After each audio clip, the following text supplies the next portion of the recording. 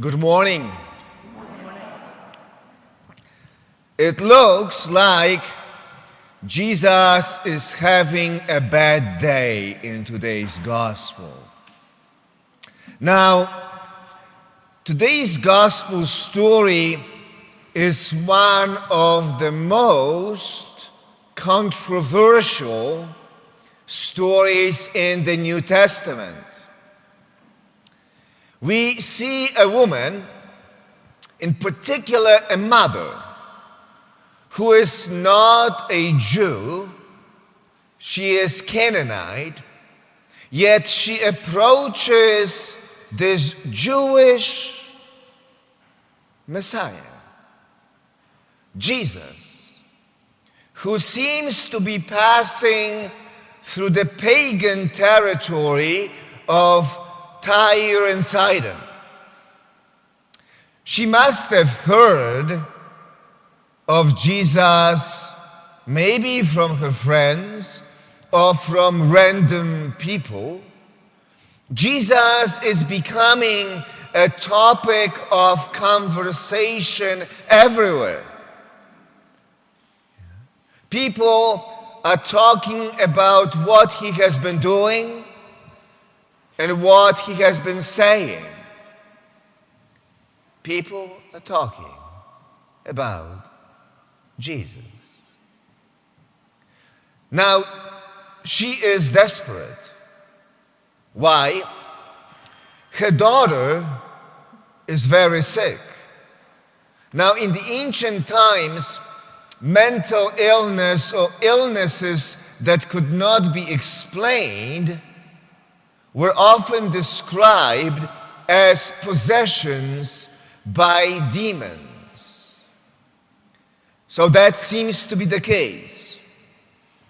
So this woman comes to Jesus and says to him, "Have pity on me, Lord, Son of David." Notice that she is not a Jew, but she calls Jesus by a Jewish title, Son of David. So she knows something about Jewish tradition. She's familiar with that. And then she says, "My daughter is tormented by a demon." There's something wrong with her.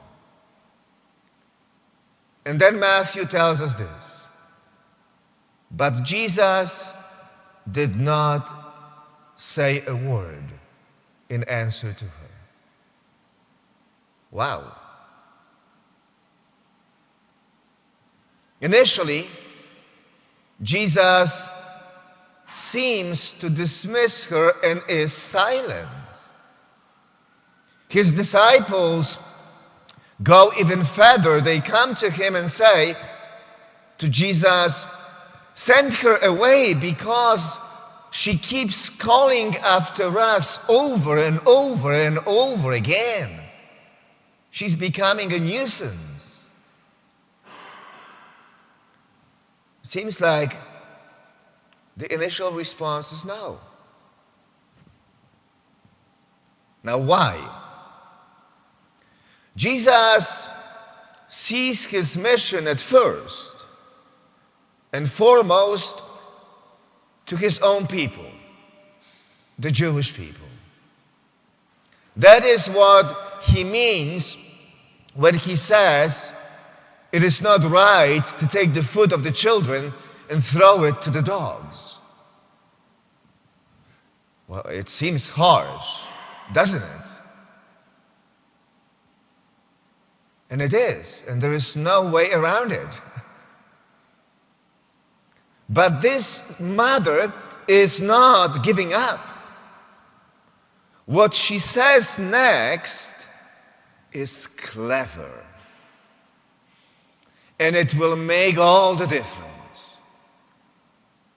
She comes back to Jesus and she says, "Lord, for even the dogs eat the scraps that fall from the table of their masters." Brilliant argument. And beautiful argument. At that, Jesus changes his mind. The faith of this woman, of this mom, changes Jesus' approach. Jesus suddenly realizes that the pagan, non-Jewish people truly recognize his great power.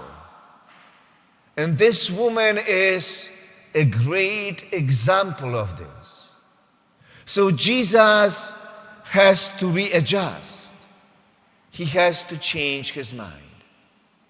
But even more so, he praises the faith of this woman and responds to her great ability to negotiate with him and to make her case before him.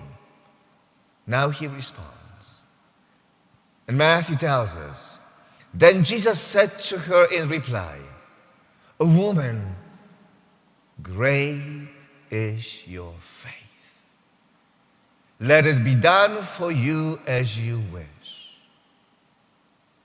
Now, on a side note, if you remember last week, Jesus describes Peter's faith, who is a disciple, who is a Jew.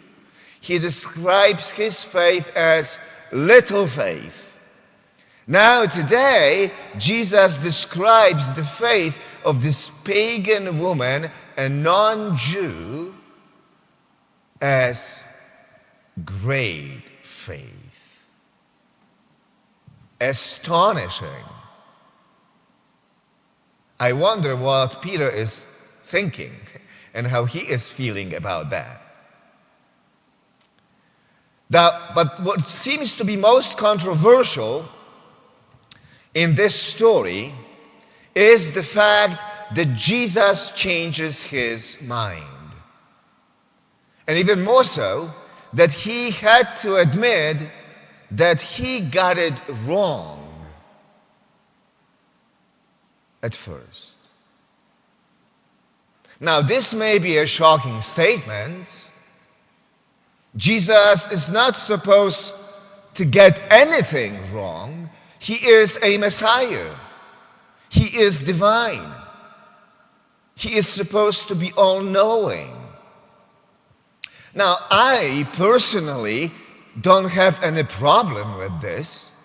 I actually find it rather encouraging that even Jesus had to come to a deeper understanding of what his mission was all about. And that included all the people, even that woman and her daughter. I find it inspiring when you look at Jesus' openness to change his mind. Even Jesus had to admit that maybe she is right and I am not. Jesus had to be humble enough and listen to her experience and ultimately change his mind. Now, after all, that is a great quality, isn't it? Openness to change your previous position and understanding. I mean, the ability and the humility to listen, to admit that I may be wrong, and to change my mind. You see, Jesus does not have a problem with that. He does it. And I find it very inspiring. I find this to be the good news and not something to be embarrassed about, not something that needs to be explained away to make Jesus look good and perfect. What makes Jesus look good, in my opinion, is his ability to change his mind. It is his openness to admit that maybe he did not get it right at the beginning. His ability to listen to the other person rather than cling to his initial response. I find this rather powerful.